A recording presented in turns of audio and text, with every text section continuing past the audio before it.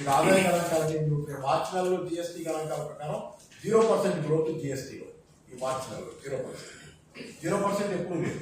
Covid టైంలో ఉంది, Covid టైంలో -9%. ఆ తర్వాత ఎప్పుడు 2% మినిమం, అసలు 13% ఉంది, 10% ఉంది. ఇట్లా ఎప్పుడు జిఎస్టీ అనేది జీరోకి రావడం లేదు. కోవిడ్ ఎక్స్క్లూజివ్, అది వదిలేదు.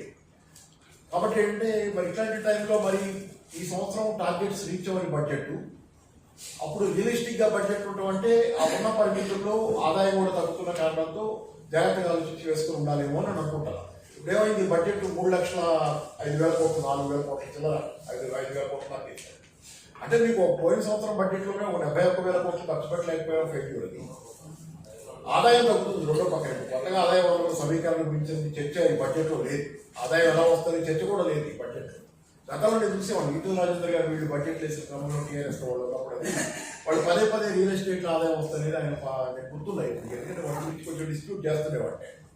కానీ నిజంగా జరిగింది. అది ఎట్లా జరిగింది ఏంటి, అది ఇంటర్నేషనల్ రీజన్స్ అవన్నీ ఏంటి, రియల్ ఎస్టేట్ అయితే మాత్రం బాగానే పిచ్ ఆఫ్ మేడ్ మనీ అట్లా ఉండేది.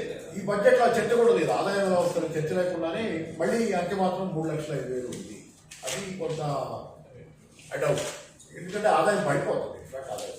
తర్వాత ఇంకోటి ఏంటంటే తెలంగాణ గురించి వస్తే కనుక తెలంగాణ కాదు ఎక్కడైనా సరే నాకు నచ్చిన ప్రయారిటీ ఇక్కడ ఏంటంటే సరే ప్రాజెక్టు